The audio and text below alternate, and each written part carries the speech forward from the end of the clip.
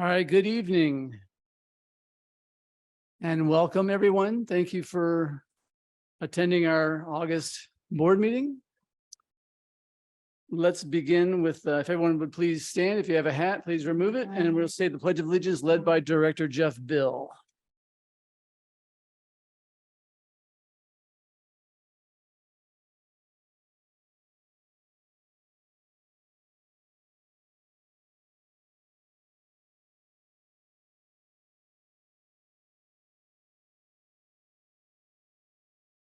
Thank you, Jeff.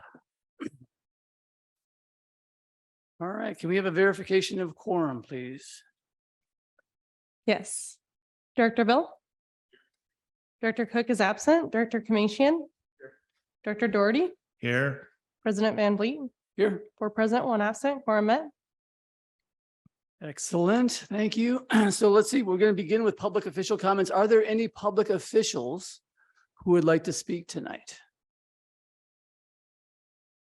It's the summer and we have no public officials. I know Director Darcy Burke from the Water District sends her regrets. She had a conflict tonight.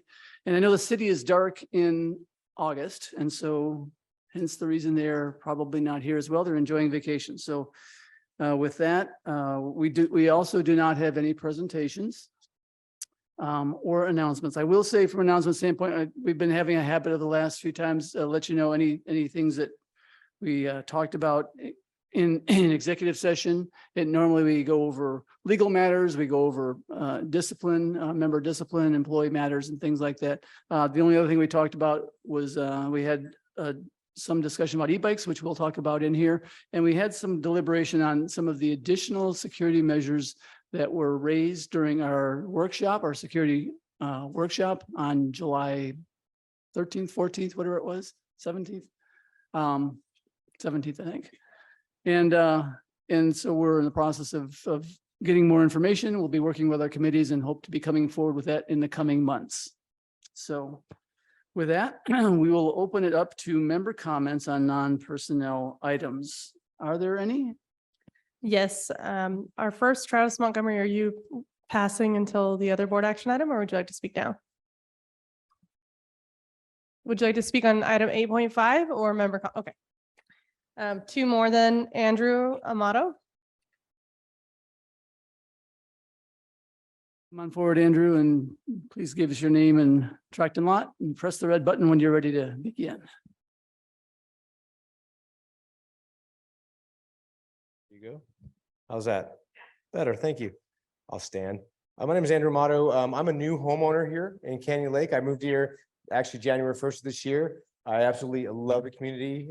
My wife does too. And I do own a motorcycle. So I understand the rules. I understood the rules before I moved in, accepted the rules.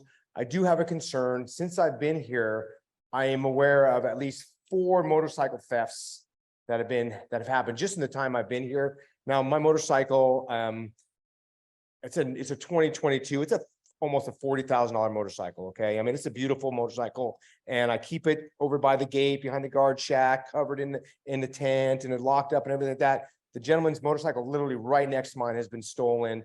Another girl had her bike stolen twice. And I'm sure you're probably already aware of all this. I just want to understand my concern for security. I know there's a guard shack right there. There's a camera right there. Coming in and out, you need to have a card, the guard has to allow you in unless you have a card. So my concern is I'm not understanding how this is all happening. And it seems like it's so easy for these people to be doing this, unless it's somebody inside the complex. But I also sent an email a couple weeks back regarding some of the cleanliness of the parking lot, which the person who I emailed was gracious enough to reply immediately. The parking lot was clean, the trees were trimmed, fantastic, great, thank you very much. But my concern really is just security. And she did mention that there was a project coming up to do that. I was just wondering if I could get the timeline of that project and also obviously my security concerns. That's pretty much all I really have to say, gentlemen. Thank you, ladies. Appreciate your time. Thank you. And thank you for coming. Welcome to the community. And just to let you know, at our board meetings, when it's open member comments, we're actually not allowed to to have a dialogue on this, but we're happy to address your questions afterward. We do have a project in place, and at one of the breaks, maybe we can talk offline. Great. Thank you very much. Thank you. Thank you. Last is Brandon Morgan.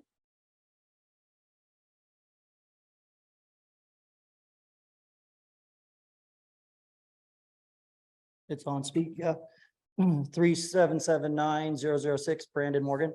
Mine's about the e-bikes. Grew up racing dirt bikes around the area.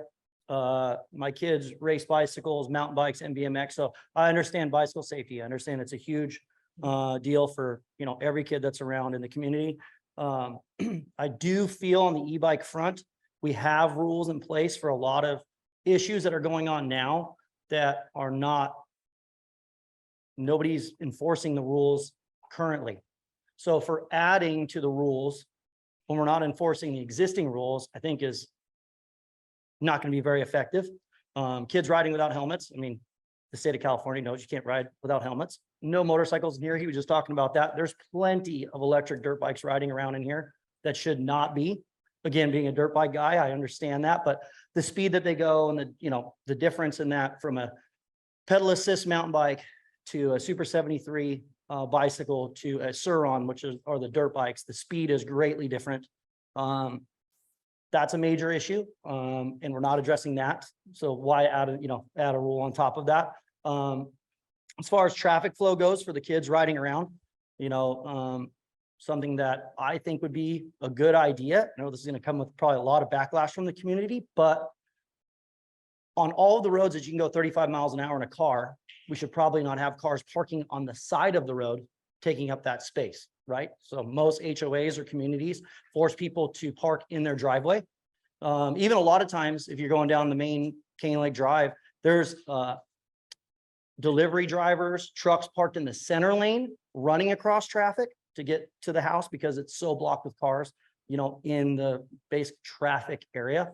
And you compound that with cars, golf carts, and any type of bicycle. It doesn't have to be an e-bike.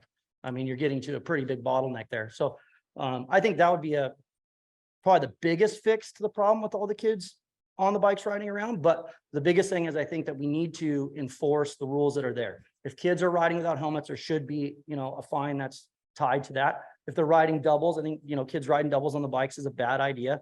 And if they catch a kid riding a non-pedal, just pegs dirt bike in the lake that's electric, they should get a fine for that too. So if we're stopping those and assigning tickets to those people for those reasons, I don't think we need to add more rules to what we already have because they're not going to get enforced. I mean, we're not enforcing the basic ones. Why add more to it? That's kind of where I'm at on the bicycle thing. And that's all I have. Brandon, thank you for your comments. We also appreciate we know you sent in a letter to the board. We received your letter as well. So thank you for sending the written comments in as well. All the feedback we can get helps us make better decisions. So thank you. Absolutely. Thank you. Is that it? No more. Great. Again, if there are comments on agenda items, the way we'll go forward in the future is feel free we'll ask for public comments. Raise your hand. You don't have to fill out a form. You can come forward and speak at that point when we ask for public comments on agenda matters.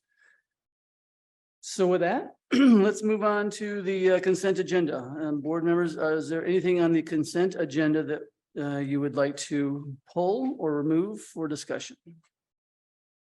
No. All right, no request to change. So is there a motion to approve? Second. All in favor, say aye. Aye. Any opposed? 4 in favor, 1 absent, motion carried.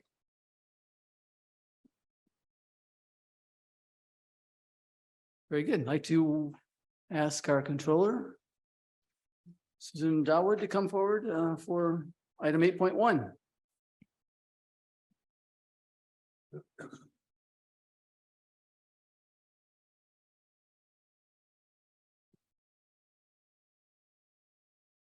Good evening. Due to recent interest rate hikes and as part of this fiscal responsibility, the Finance Committee has met to review potential investment opportunities. It is the recommendation of the Finance Committee to invest $1.5 million in a Schwab investment fund in order to maximize the return on investment. The investments would adhere to the CLPOA investment policy of high-grade secure investments. In compliance with Civil Code 5515 and prudent fiscal management, it is recommended that the $1,500,000 is transferred between the POA operating account into a Schwab investment account to be invested and maintained by Alpha Wealth Management, who is our current investment advisor. All right, do we have a motion to approve? Motion. We have a first and a second there. Okay, any member comments? Second. May I ask who the second was? Who seconded the Director motion? Director Commission was second. And Director Doherty? Director Okay. Bill was first. Okay, Any member comments? No? Any board discussion? No? All right, let's take a vote. All in favor, say aye. Aye. Aye. Aye. Any opposed? 4 in favor, 1 absent, motion carried. Was easy. President Van Vliet, if I could ask you to just revisit the minutes. I don't believe we obtained a motion for the minutes. Yes, thank you for catching that for me. So on the minutes. Is there a motion to approve the minutes as amended? Going backward a little bit, I jumped the gun. I will make the motion to approve as amended. And is there a second? Second. All in favor? Say aye. Aye. Aye. Any opposed? 4 in favor, 1 absent, motion carried. Thank you, Harmony. All right, Susan, you're back up.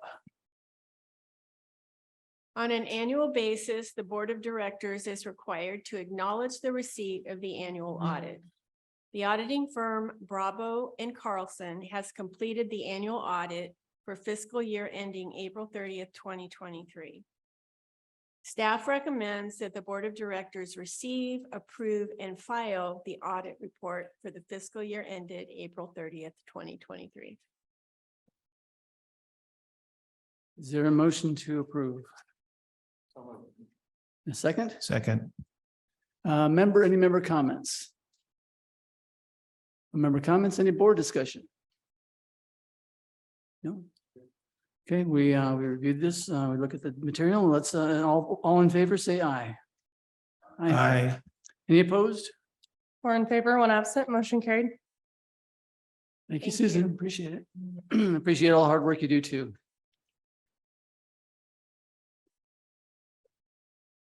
I will comment on those, audited, just a comment, personal comment on the audited financial results we got. We came within budget and we had a couple of substantial expenses last year that were unplanned.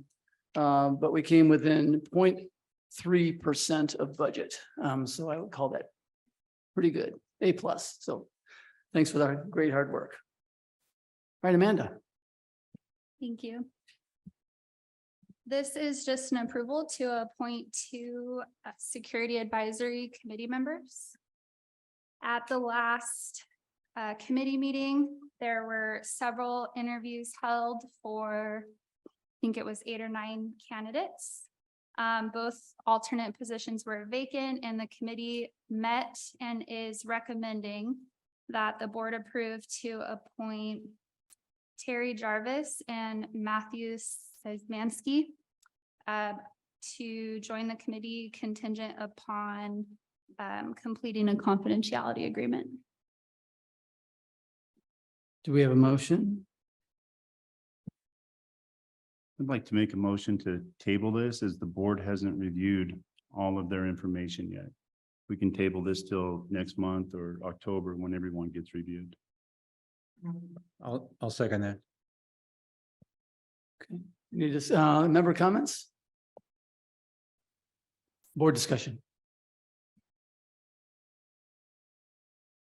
Okay, all in favor of tabling this recommendation until the next meeting?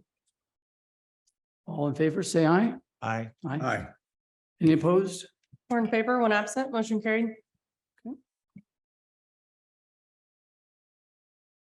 Amanda, that brings us to 8.4.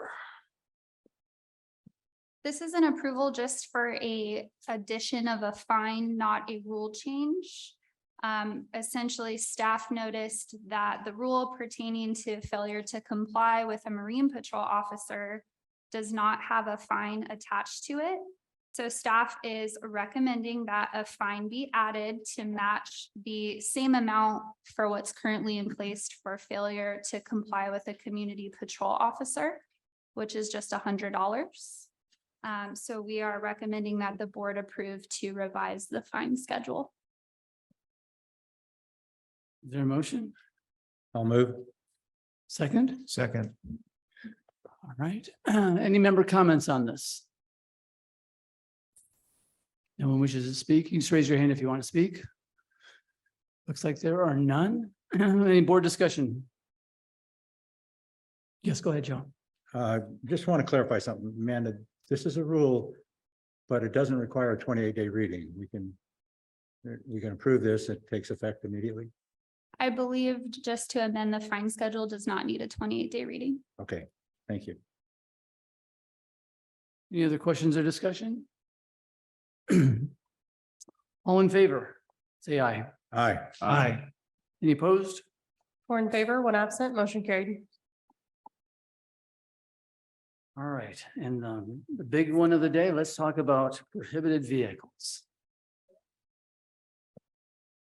Okay, so this is the 28-day reading to amend the prohibited vehicle rule, which is GR 0.5.2. And this is what the Rules Review Committee discussed at their recent meeting and is proposing. But since then, there's been a lot of additional discussion and comments. And so what I'm going to read, and I believe is going to be displayed, is the amended version that's being proposed tonight. So the prohibited vehicle rule is the rule that addresses personal electric devices, which e-bikes fall under. And essentially what the committee has discussed and agreed upon was mimicking what the state of California currently requires, which is a a justification of the different classes of e-bicycles. So there's class 1, class 2, class 3.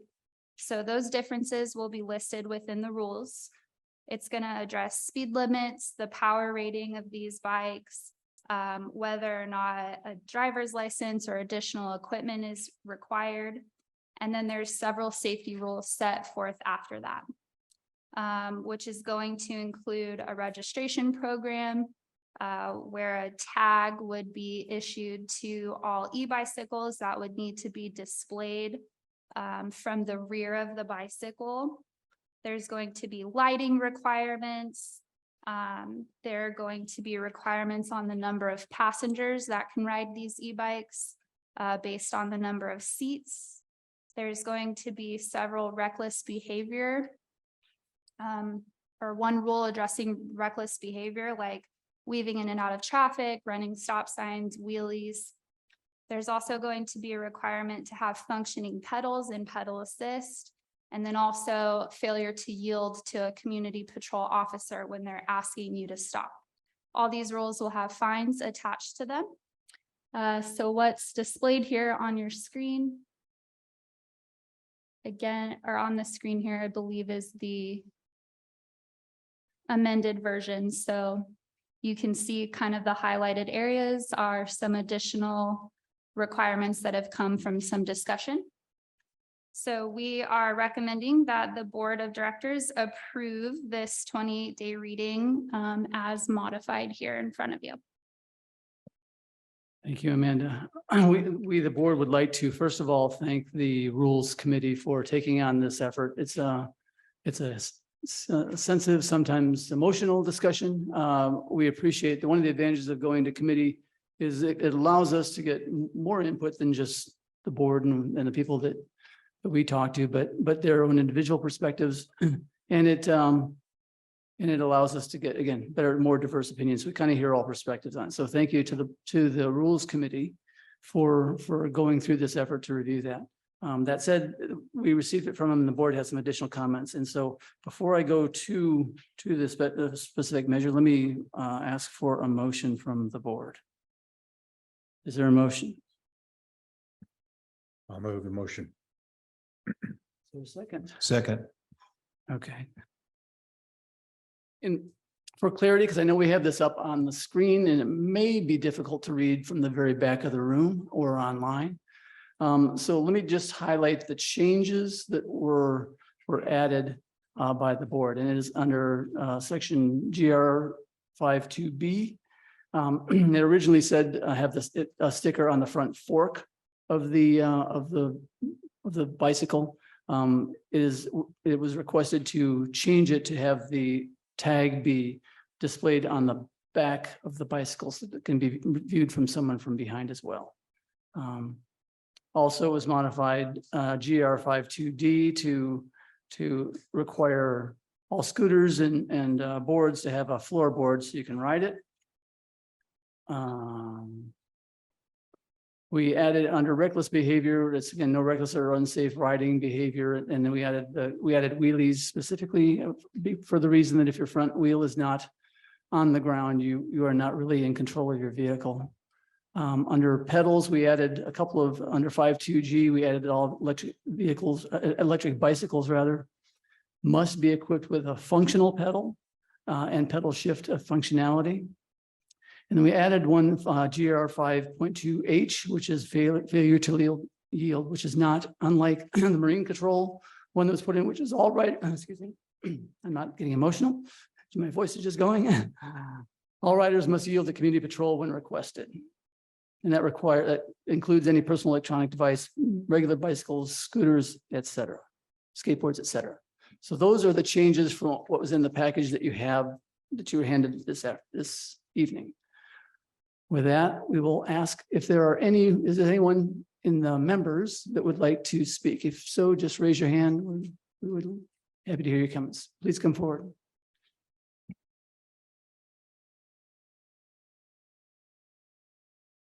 Sue Collins, 3804-031. Question for you. I know we're putting all these new or additional or changes to the rules and regulations. Do we know how many actual tickets have been given out in the last month, let's say, for the rules that we've already had standing? Does anybody have that number of how many tickets have been issued in the last month or even the month before that? The last 3 months would be great to know, because if we're making all these new rules, it's wonderful, but as he said, are we currently doing anything about these rules? And I have seen 2 children very, very young on an electric motorcycle, the kind you see out in the desert. And there were 2 small children with regular motorcycle helmets on, driving down Vacation Avenue, I'm sorry, but it is a boulevard. And right in front, the patrol came the opposite way I was going and went right by them and didn't even turn his head. So obviously they're not issuing tickets as they should be. And we all are aware of that. So I would be curious, how many have we given in the last 3 months? Thank you. Thank I you. actually have that statistic. I if you didn't- checked before I came. Help us, yes. From June 1st to today, there's been 13, and most of those revolve around helmets and the PEG rule that we currently have, the no PEG rule. I only have from June 1st, right off the top of my head.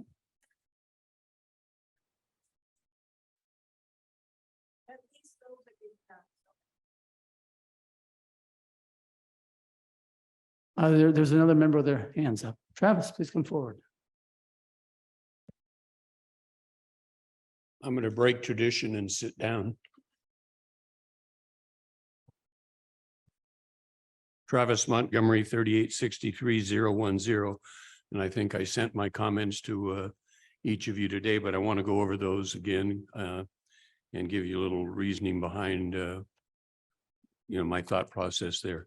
First, I want to thank the board and the Rules Committee for their prompt response to drafting rules for the operation of personal electric devices and electric bicycles in particular. I have a couple of administrative suggestions that I'd like to make that I think would clarify what's being attempted and hopefully adopted tonight.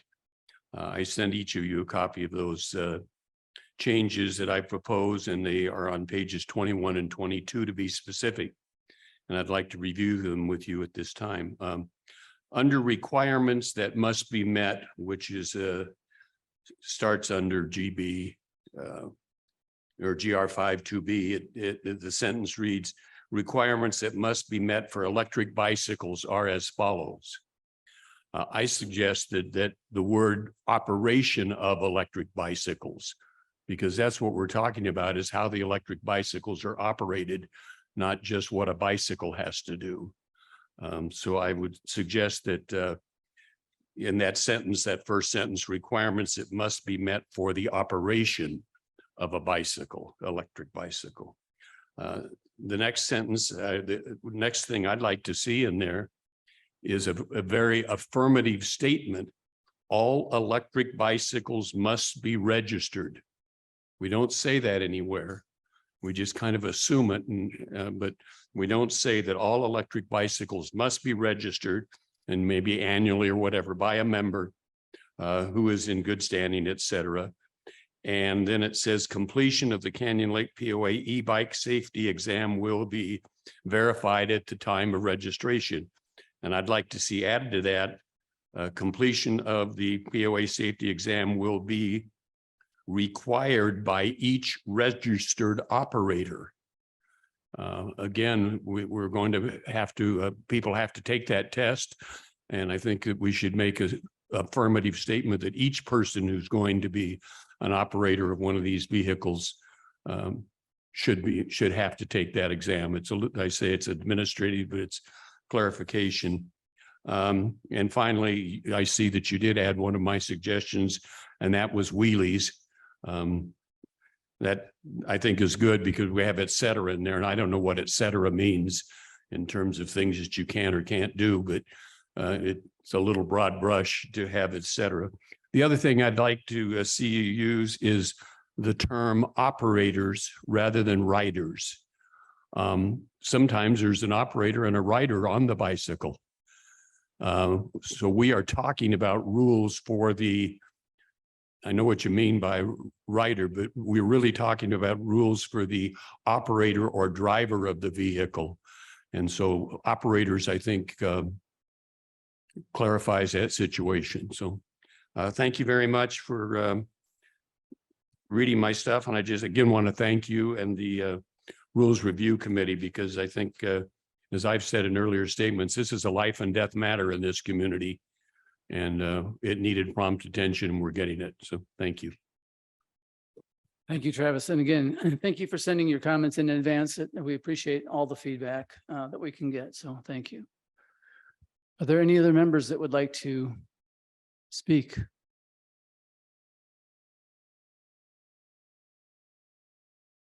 All right. That wraps up our member comments. Board discussion. Open up for board discussion, comments, or questions. Anyone? Well, I'd like to feel the board thoughts on the term operator versus rider. There's some value there, and I don't know if it would ever be an issue in the future, but is it a reasonable thing to change at this point? So I just like to throw that out for the board to give their thoughts. I really liked what Travis said about the all bikes must be registered. We had verbiage in here about the bikes being registered, but we don't have it that says all must be registered. So I think we need to add that. I think that was a good point. Greg, do you have any comments? Again, like to thank Travis for his additions to this, and just remind everybody, this is not, it's not over till it's over. This is a 28-day reading situation, and you all in the community have a month or so to make additional comments if you feel appropriate. Thank you. In addition to Travis, I'd like to thank Brandon for speaking up as well. Again, we appreciate hearing all perspectives on this because it's important because we have to really do what's best for the whole community. Also, one perception, and I know this comes out often, it's important that we don't confuse the failure to follow the rules with the fact that we don't enforce any rules. And I'll just bring your attention to speeding, for instance. We have a lot of rules about speeding and parking. Yet last month alone, we had 650 citations or violations that were written. So we do them, but you know what, believe it or not, people don't always follow them. But it doesn't mean we shouldn't do everything we can to increase the enforcement of the rules that we have. Okay, so with that, are there any, does anyone want to make a subsidiary motion to what's proposed, which is what was written and described by Amanda? Well, with no comments on the term operator, I would like to make a subsidiary motion that we do clearly state in there, all e-bikes must be registered, and leave that up to staff as to where it would fit appropriately. So that would be my subsidiary motion. Okay, I'll second that one. I think it should go at the beginning of 5.2B. Any discussion on that? Sounds like we had enough. Let's take a vote then. All in favor of approving this 28D reading as amended in the subsidiary motion. Wow, that's a mouthful. Say aye. Aye. Aye. Aye. Any opposed? Sorry, 4 in favor, 1 absent, motion carried. Thank you, everyone, for this, all of the thoughts and deliberation emails and so forth. That's very good. Well, with that, we're going at a record pace. Eric, tell us how it's going from the general manager's perspective.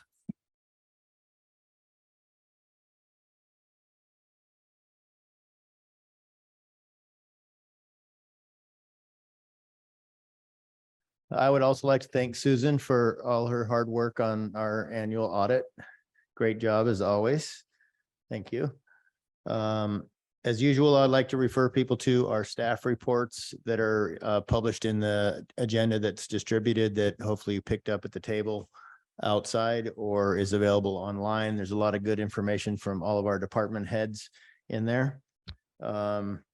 When I give my general manager's report, I go through those reports and anything I know of that's late breaking. But the bulk of what I tell people every month in this report is in great detail in these reports. So the fire station signing ceremony, I want to thank the city for all their hard work and working closely with us to get that deal done. I also want to thank the city for participating and putting on a great national night out. That was a nice event and the POA participated. Didn't write this down, but I'm not sure we've mentioned in public that there was also a cornhole tournament where the POA was the winning team. So go POA. Undefeated is the first annual cornhole tournament, and Bill and Andrea and Harmony and George from operations all participated, and the POA took home the first trophy. Might have bought our own trophy, but anyway, so go POA. A few other highlights. Deanna Carter concert is coming up on August 19th. It's sold out, but there is another concert, Fabulous Thunderbirds, November 4th. Tickets are still available for that concert, and that should be an amazing show. In our construction world, the pickleball, 2 new additional pickleball courts, the post-tension slabs have been poured, and that project is going well. Here at the lodge, the rough slab for the dining patio has been poured. A massive amount of horizontal and vertical tile will be starting this week. The large shade structure over the dining patio, you can see it outside. It's a big black steel frame. That's all put together and was painted today. And when the tile is complete, the woven fabric shade cloth will be added to that. Tomorrow morning at 5:30, the crews will be pouring the pre-cast in place planter, fire pit, and fountain wall caps. And on the inside, The interior finishes in the bar are going well. We're completing all of the final details. There's tons of mechanical and there's beer systems, Pepsi systems, all the bar equipment. All of this in a very small, all of our subs are tripping over each other because everything's happening in a very condensed area, but the bulk of the flooring is done. What's left now is carpeting. The bulk of the wood paneling is done and stained and sealed. The countertops are in. I gave the board a little sneak peek just now, and everybody that sees it realizes that this project's going to be well worth it and really going to wow people when we turn it over. So, right, excuse me. Right now, we're looking at and later on this month to open up the bar, and a week or two later, probably to turn the patio over. When the bar is ready to open, we will take down the temporary partition, open up the lounge and establish some temporary dining in the lounge and bar area. And then we'll go to work on the restaurant. And I walked the board through the restaurant today. The restaurant portion is a very simple remodel. It's carpeting, paint, acoustic finishes, light fixtures. There's no beer and Pepsi and bar equipment and plumbing and all the other things that are complicating the bar project. So the rest of the project should go well. Right now, we're looking for early November for the whole project. And the only other project, the other two projects we have is the solar project is currently connected to Edison at the Equestrian Center. We're waiting in line with Edison to interconnect this system and the system at the country club.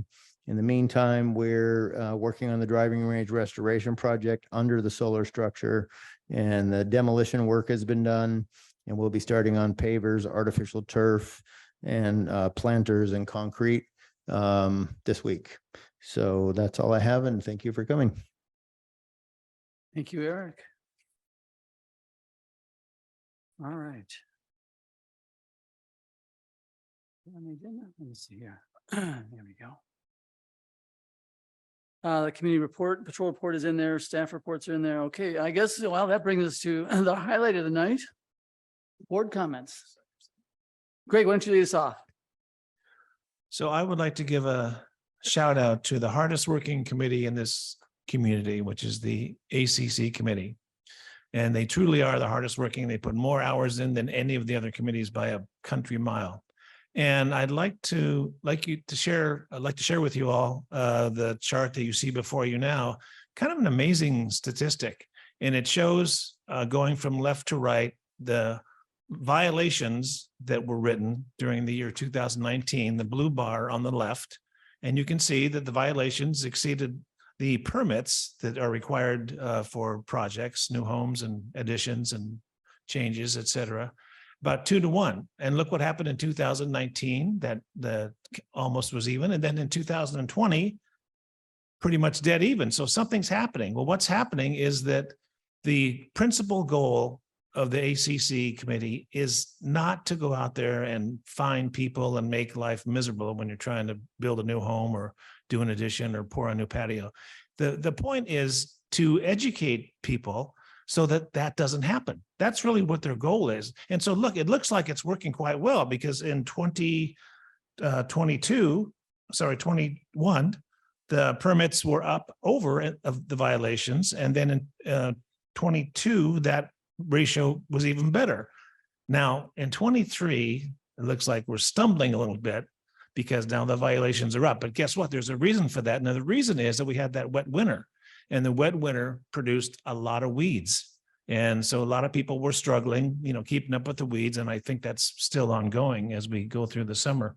But the point is that this is a really cool short of the current year, which is, again, through 7 months, it would appear discouraging, but really isn't.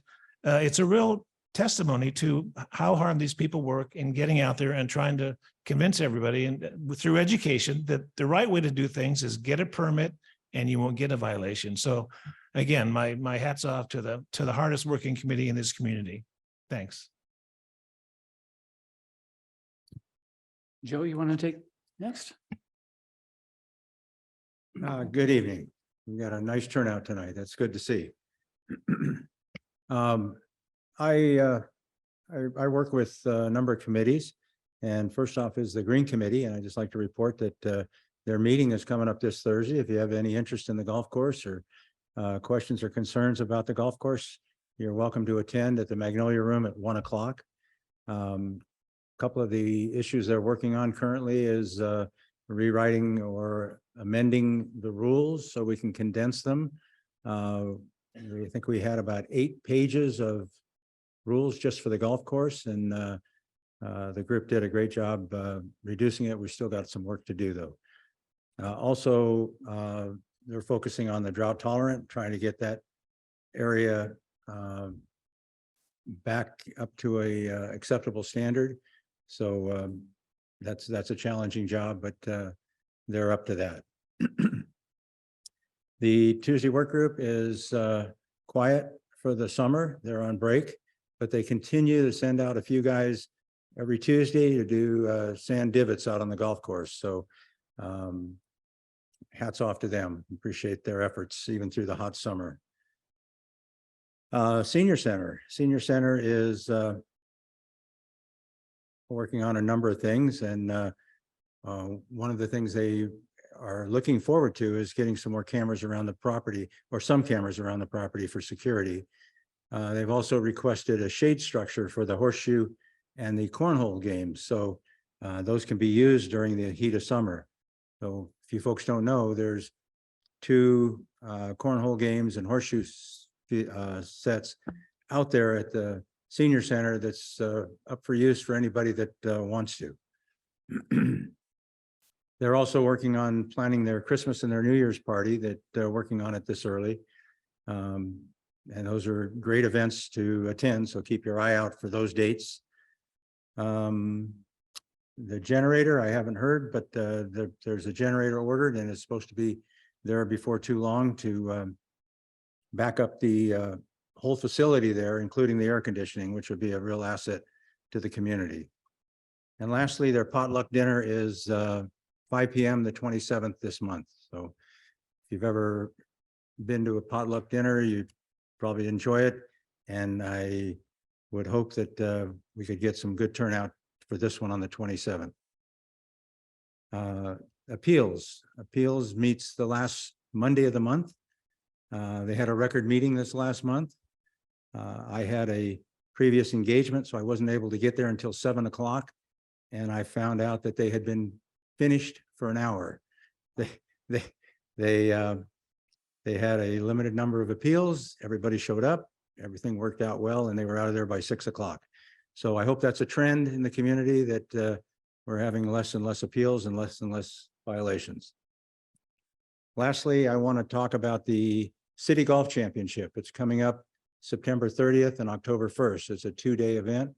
I believe this is our 9th or 10th event. It's proudly supported by the POA and the city, and it's a great event. It draws golfers, top golfers from around the Riverside area, and it's a gross event that is flighted by handicap. So it's open to all levels of play, but the ultimate winner is the gross winner in the city championship, and it's a great event. On that same weekend, we hold the City Scramble, which is a 1-day event, and that is a scramble team from varying cities, including Canyon Lake, and their supporting agencies like the POA or the Water District or CR&R. Those are also agencies that come in and participate in this. It's a fun event, and they play mostly for the trophy to take to their home office and bragging rights in the community. So with that, that's all I've got for tonight, and wish you all a good evening. Thank you. Thank you, Joe. Jeff? I'd like to just thank a couple of the committees here, the Rules and Regs Committee and the Security Advisory Committee. You know, the community let us know about the e-bikes and the 4th of July. And those committees really stepped up and helped out and provided guidance and information that we really valued moving forward. So it's been great to have them involved, and also the individuals that aren't on committees. And I'm going to give Travis a shout out here. It was very helpful. And there's a lot of people here individually that aren't on committees. Feel free to reach out. We want to hear from you. The other thing is, I want to point out that there's a lot of questions on the security contract or security going forward. And I have to tread lightly here because some things we can't say in open. But I will tell you, we are looking at the security contract. It's coming up for renewal, February, March area, around there. We will be reviewing it with the SAC and some other committees as well as ourselves. The rules that we change are changed with the idea of enforcement behind it. There's been rules in the past where they might not have had the enforcement so laid out. And that's why we're putting tags on the back of the bicycle so that they can be identified. As we move forward with any of these rules or any of the security, the first question we ask ourselves in our meetings is, how do we enforce this? And so you will see moving forward that enforcement is going to be the number one priority of any of the rules that we put out. Now, having said that, just because we can make rules doesn't mean we should make rules. If everybody would treat everyone with courtesy and respect, we wouldn't have to worry about that. But we are moving forward with that, and I want you guys to know. Thank you, Jeff. And you hear we are speaking a lot about our committees. We rely a lot on our committees. They're all volunteers. They're all members of the community like you are. And we get a lot of our feedback and input from them on and advice, recommendations on how to go forward. And so it's important that we recognize all of the great contributions they make. In addition, they again help provide some critical input for us. I'm going to piggyback on a couple of comments. One is on the ACC. Again, really appreciate Cheryl, the ACC, Dave, Alexis, the whole team. One of the things that was mind-boggling to me that you look at is you have to realize we have 4,800 lots in Canyon Lake. They are working on 2,353 open items. Okay, almost half of our total community. I mean, and for such a small organization and group, it is monumental what they take on. So thank you again for the very hard work on that. Our security committee also, one of the things they're doing next month is they will be creating the safety exam. So not much like when you take one for the to get your boat registered. It's going to be a similar kind of thing. They'll be coming forward with that next month as well. So we look forward to that input on that. And then the last committee, the facilities planning committee, because I know a comment was raised about what's being done about motorcycle security. We do have one of the things that's on our 5-year plan and on our plan for this year, this annual plan, is to do a secure facility for the motorcycles. And that is currently in development, under discussion and under evaluation by our facilities planning committee. And so when will that come out? That's going to be within the next couple of months, I think, or so. What I can say is we have installed some additional and much better cameras in all of our motorcycle areas in the last month. And so that's helping us to assist. On the security front, a lot of members wrote in messages on security. Many of you know there was a fairly severe accident on Canyon Lake Drive North at White Wake. You may have seen some of the aftermath of that. And I want to commend again the POA and also our members who are part of our security camera program. We were able to get information that was able to assist the sheriff's organization to help with that investigation. And so again, we encourage everyone, if you don't have a security camera, look into getting one. The security committee is going to be talking with camera providers to see if there might be something they can do for Canyon Lake residents to do things at a discount and so forth. And if you have one, I encourage you to, again, sign up and register for it as well. Finally, I guess outside that, summer is my favorite time of year in Canyon Lake.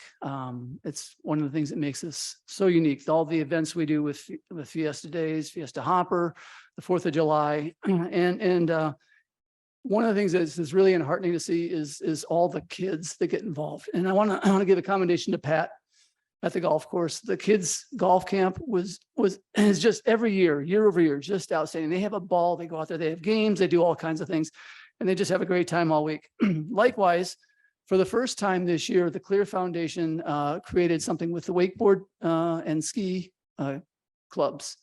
And they went out for 3 days and took a number of kids who signed up for this camp, and they wakeboarded, taught them how to wakeboard and taught them how to ski all day for so forth. And it was so much fun. I've heard from many of the parents and the kids where they say, geez, my kid's asking for a wakeboard for Christmas, or my kid's asking for skis for Christmas. And it's great to see again in a place like Canyon Lake, where we have this beautiful facility that we're investing in the next generation and having them come out. And I think, and again, commendation to the ski club, to the wakeboard club stepping up, but also I want to point out to Brad Morton and Casey Castillo, particularly who lead the Clear Foundation. They were the ones who championed this and brought it forward and made it a reality. So, so to all of you, thank you. And again, I also don't leave out the tennis club. They had a tennis camps this year. Again, having to go down and seeing all the kids out there playing the games and getting invited, having them busy during the year is just a great event. And so as we come to the close of summer this month, or unofficially, I guess, I just want to recognize everyone who's done everything for the next generation, the kids in our community, and say thank you. With that, July was busy for the board. We had probably a record 3 meetings in 1 month. We had the regular board meeting in which we had a great turnout. We heard the comments, and so we had a workshop on security 2 weeks later, and then 2 weeks later we had another event where we announced we closed the deal on the fire station contract. And so we've been pretty busy, and so I think it's only appropriate that maybe we finish this meeting earlier than the rest.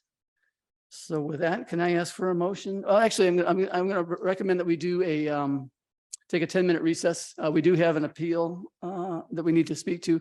So we'll take a 10-minute recess for the members that are here that would like to leave, and then go on to the appeals.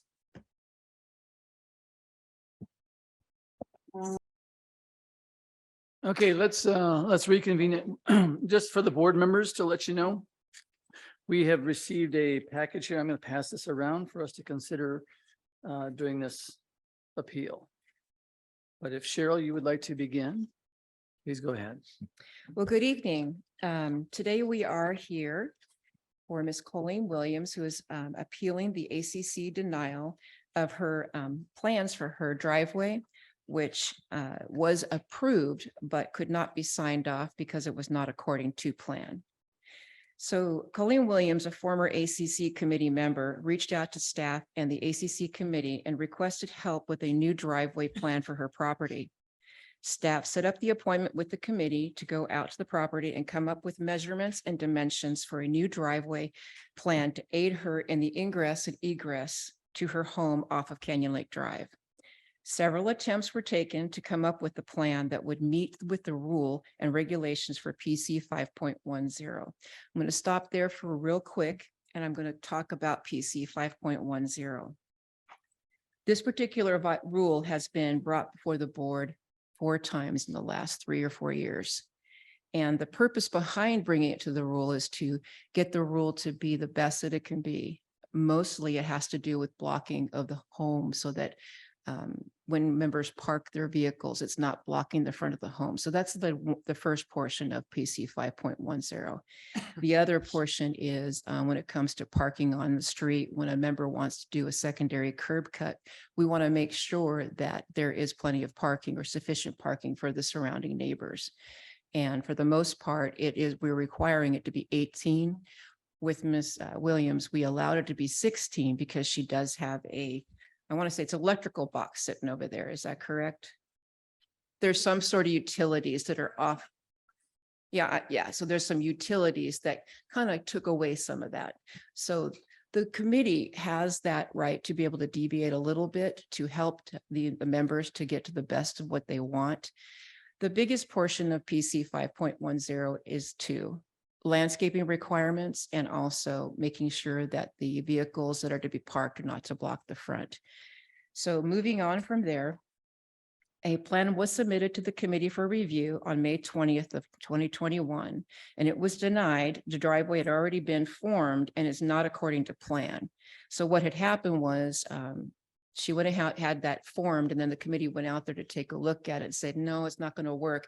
What you need is what has to be considered as a circular driveway. And so from there, So it's not circular. The 1/3 landscape calculations are not correct. And the front area is 1,920 square feet, which would require 640 square feet of landscaping. The 1/3 requirement, it was not met. Parking area does not meet the PC 5.10. Plus, we also explained that 2 trees were to be required, which is another rule.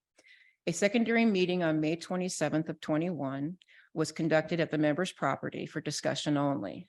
The member will change the plan to a circular driveway and submit drawings and measurements and calculations. On June 10th of 2022, a new plan was submitted for a circular driveway to the committee. The committee approved the plan with these conditions. 16-foot separation for a circular driveway is approved due to the utility boxes. And then the front area, again, 1920 square feet, requiring 640 of landscaping. The 1/3 requirements have been met according to that plan.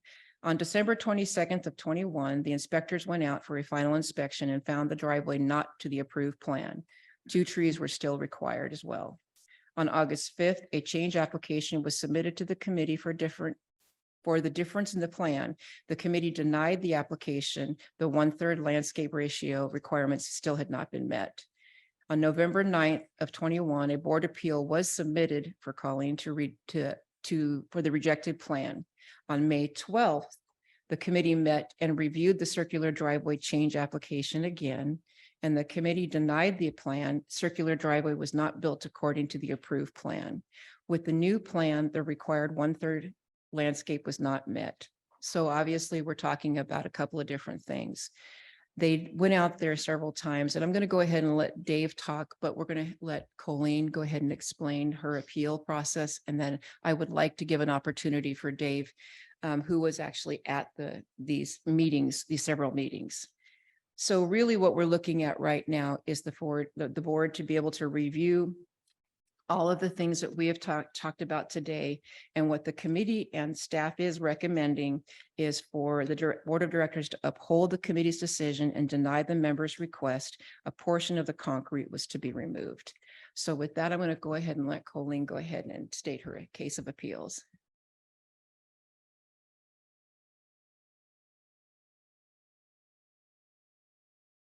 Got it. Okay, hi, I'm Colleen. How are you? Thank you for meeting with me today. Yes, I did not pour according to plan. Intentionally, no. However, I want to start with how the whole circular driveway came up. Originally, in January, an operations truck ended up in my front yard in January of 2020, which was kind of a disturbing event. And the POA proceeded with that and helped pay for some of the money and the damage that was done to the front planter at that time. The only thing I could think of was to possibly put in a driveway or circular access to the property so that you could visually see exiting and leaving my property. I live on Canyon Lake Drive North. There's been not only a serious accident in my front yard, there's serious accidents on a regular basis. That's not it's not our fault that that's happening, but that's kind of the dynamics of living on that street. There's a lot of risk involved. That's why I looked at putting in a circular driveway. I did not use a general contractor or anyone at an expert level to put this driveway in. That could have probably helped me get to the point with it where I wasn't in this situation with the ACC. I've never had a project like this before. We used during it was post-COVID, we used friends and family and those who were unemployed to help me level, clear, and continually reframe this driveway. And as we were getting further into the project, it just didn't make sense how the approach was to it. We had a very wide curb cut. However, when you pull in, it was really narrow turning in. So if you look at one of the diagrams that I gave you, you'll see the original plan that was submitted to the committee and where we reframed it. Did we pour it according to the big square version of what the committee saw the day that, one of the days that they came to review the project? No, we did not. We cut back on that. Did we cut back enough to meet the 1/3 requirement? No, we did not. Did I pour 100 square feet more than what I was approved for? No, I did not. My calculations based on Google Earth and measuring with the landscape that's in place right now is that I poured 44 square feet more than I should have, not 100 square feet. My problem has been all along is the attention that my property has received throughout this whole process, and the misinformation on both sides, you know, my responsibility and the ACC's responsibility. I think initially I depended on them probably a little bit more than I should have to help me get through the beginning of the project. And it led to confusion. And as you know, a lot of men were involved in this project, and those who needed work, and I was depending on them and their advice on how to proceed with this project. So that's why I'm where I am today. I just want it resolved. I don't want to really look back. I've paid $72 or $7,300 in fines. That's paid out of pocket. And I just like to get that square footage down to what it should be and what's accurate.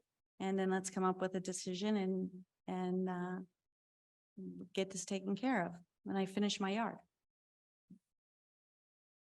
The one thing I can state is that I believe that the difference in opinion of the landscaping is that the courtyard area is not a part of the 1/3 landscape, because the courtyard could technically be framed in and built out as habitable. And that's the reason why we don't count the courtyard area. If you look at the Google Earth, you'll see from the garage back, that portion of the landscaping cannot be and has never been in our calculations. And that goes for all properties. And it's not in my calculation. So if you take a look at the diagram I gave you, it's only the part that is landscaped now. Anything that's dirt has not been finished. It is considered courtyard. I plan on taking those pavers out and put in artificial turf. And so what you see in those pictures is not part of a courtyard. It is rock, and it is 3 trees, 1 in the front, 2 at the front end. And if you measure it out, it measures out to about 600 square feet of softscape, not hardscape, which is accurate. That's not courtyard. But again, what you're looking at, Google Earth, is with nothing, all dirt. And what you're looking at is pictures and Google Earth using a landscape measurer to show where I have landscape and what that number is. So I am about 40, well, if I have to have 644, correct? I'm 44 square feet off. I overpoured by 44 square feet. The photograph you're looking at, I printed out before the meeting today off Google Earth. Normally you turn in, yes, that's the one. I printed that at home.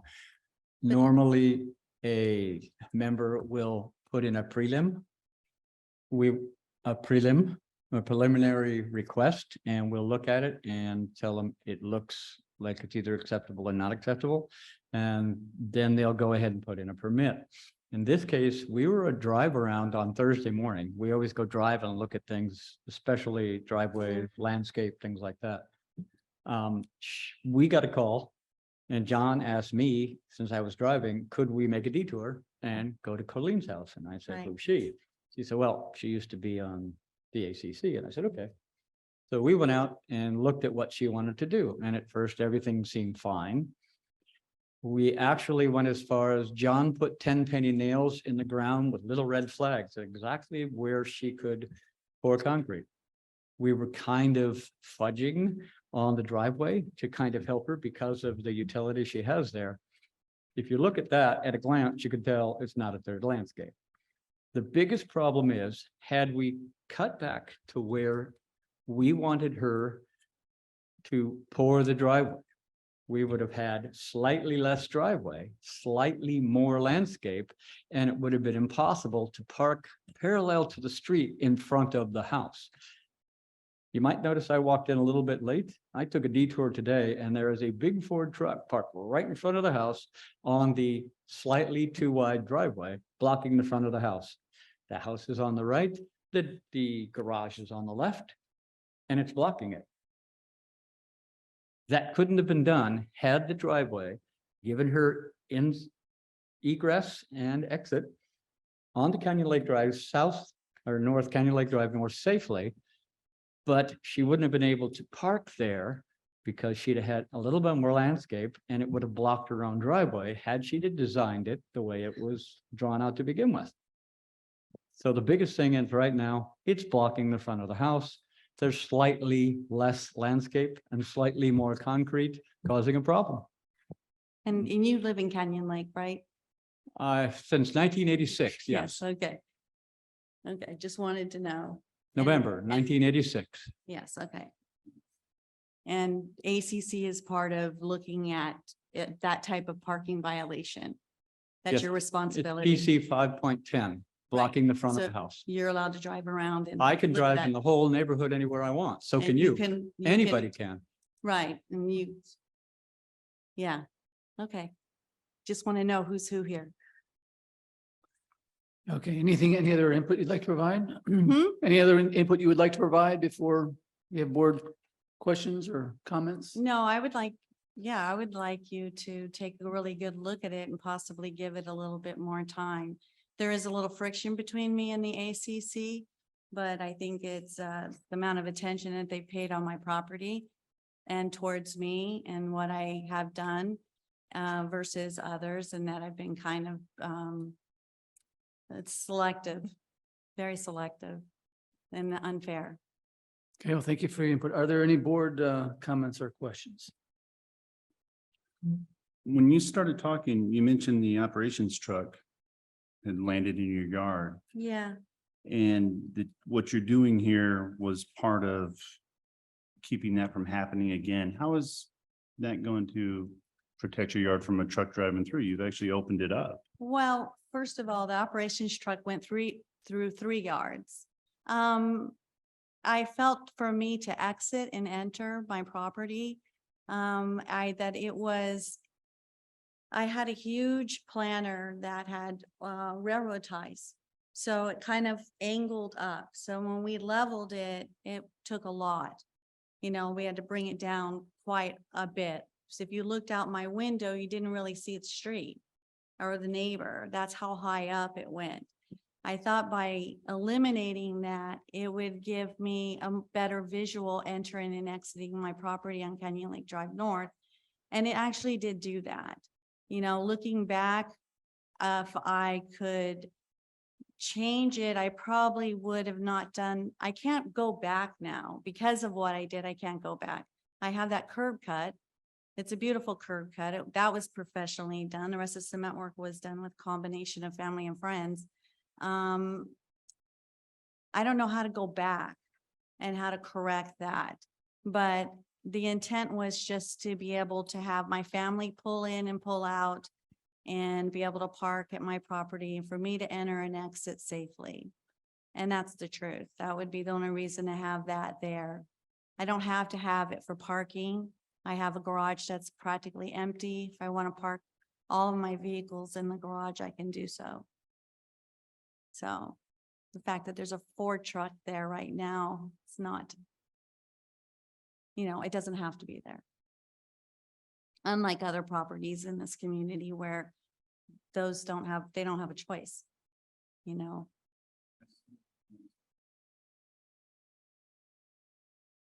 I wasn't saying it was going to protect it from it. It was to help me with a visual entering and exiting my property. And pulling in. I mean, I don't know if any of you live on Canyon Lake Drive North, but sometimes, most of the time, cars on that are going very fast. And so when you, even with the golf cart lane, you have to be very careful. I have the golf cart lane. I have a semi-highway in front of me. So when I'm pulling into my driveway, you can't just slowly pull over and pull in. There's a lot of parking on the street on both sides. So it's not to stop someone from running their car into my house because that could happen today. Does it give me a better visual getting in and out, and my provides a safer access to my property for my family, my grandchildren? Yes, absolutely. Totally different. You can see from left to right, even if there's cars parked in the street. So you can, if you live where I live and you're backing in, it's a lot easier to turn around and go in and out, or back out and then go back out. Well, there's many factors into living on that street that, it did make a huge difference by putting it in. Could I have just leveled it and just made it all grass at that level? Sure. That would have provided a visual too. Just wouldn't have provided the additional entering and exiting. It is a lot safer. So I have another question. The amount that they want to trim off, how would that affect your safety exiting and entering? You can still get in from what I'm seeing here. And I want to make sure I make a good decision. So I'm not trying to. I'm just requesting that there not be 100 square feet be removed from it, because that number has changed from the beginning. If you look at their drawings. So that number 100 square feet just came up May of 2022. That was not original from the ACC. You look at every single plan that they outlined. Originally, it was less than that. And if you look at my drawing there, you'll see exactly where I did not pour according to plan. I highlighted it. Any other questions or comments? I'm sorry you had an accident in the yard. I know this street in particular is difficult, it's challenging, particularly at that part. We are well aware of the number of accidents that you've had there, and in fact are conducting a traffic study on our streets to assess if there are other things. I think the question that this comes down to is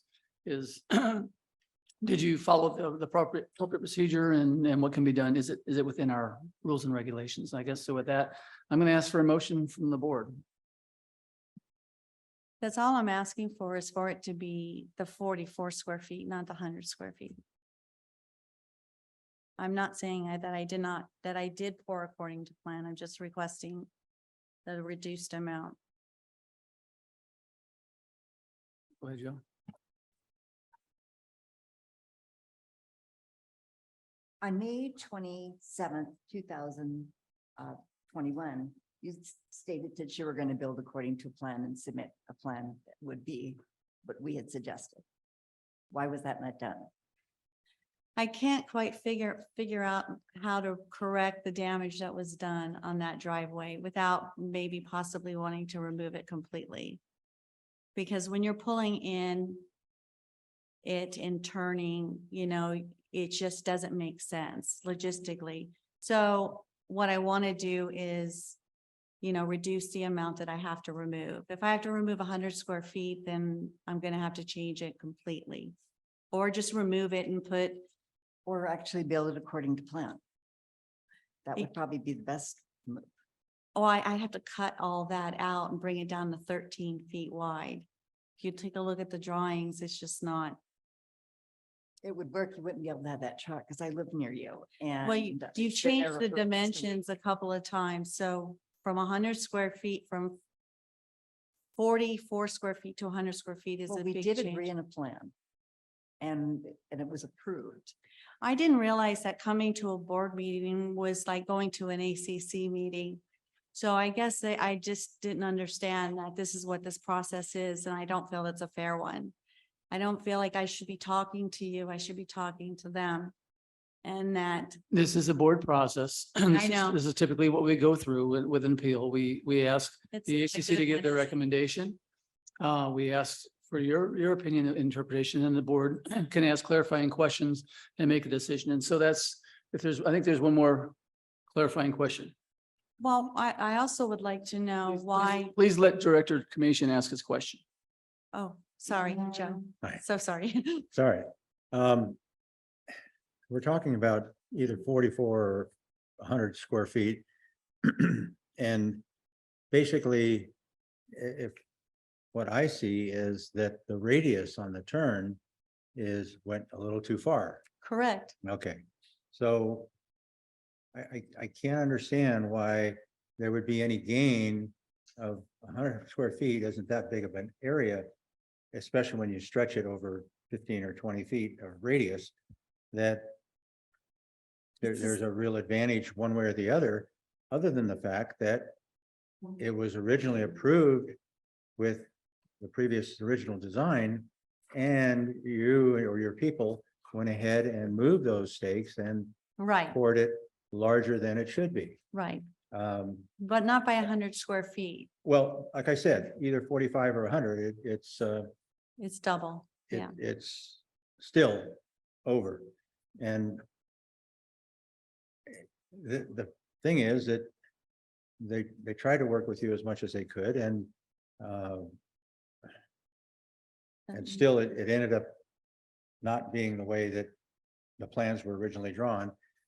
And I just have trouble authorizing something that doesn't meet our standards for reasons like that. I mean, if there were other reasons that were out of your control and there was a giant boulder there that you couldn't pour concrete or whatever, that might be something that I could go with, but I just can't see why we should make a special consideration for something that was intentionally done wrong. It intentionally done, but not in the manner that you're saying. Like it wasn't, we moved those forms the day before it got poured. And I did have others that were influencing me in making that decision, and that's my responsibility. And so you have, you know, the cement guys, you have the person that's framing it and leveling it. So I take full responsibility for that, but it is not 100 square feet more than according to plan. That's all I'm saying. I think the decision we have before us is either to approve the appeal or to reject the appeal and ask the owner to perform to execute to the plan that was submitted. I think those are the only two decisions that are before this board. So is there a motion?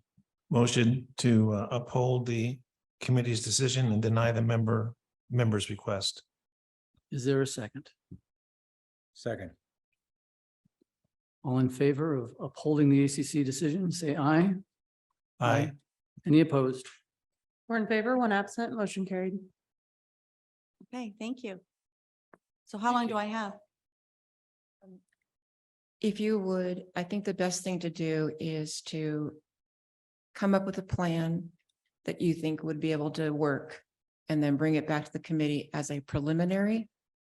And then we can make that decision at that time, because it's all going to be up to you on how you're going, whatever plan that you're going to present. Okay. Because I think we tried it last time with helping with the design. I think it's Yeah, best. I just never cut. I don't know. I Yeah. don't even know who to go to cut that out. So I understand. I I mean- understand. I say suggest do a preliminary drawing and then have a meeting with the committee. I have one more comment. I know your decision is made, but you know, given the community and the number of homes in this community that have driveways like mine that may or may not be grandfathered into the system, how do you see not even negotiating on this? Or, I mean, I understand I did something wrong. I just don't understand what I see when I drive around in the community. It's everywhere. I And I answered know- that, I answered that question earlier. This particular rule that we gauged based off of getting driveways done has Right. been to the board for a revision at least 4 times in the last 3 to 4 years. And so, and those are all based off of board, decisions and what the board would like to see in the community. Are you going to see other driveways out there that are like what you want? Absolutely, because this only happened within the last 4 years. So that's the reason why. So that's why there's the number of homes that I see that are, I mean, it was an uncomfortable exercise to drive around and take those pictures because I don't want to invade on other people's privacy, but it's everywhere here. And I did the clean homes, like the ones that have, you know, they look nice. They don't look cluttered. And I took well over 250 photographs. I'm like, it's insane. So you're saying previous board decisions just allowed it, therefore the last 4 years? No, I'm saying that the rule revised several times because of not wanting the blocking of the views of the home. Okay, sorry. Thank you. Thank you. That concludes our business. Is there a motion to adjourn? Second? All in Second. favor, say aye. I. Aye.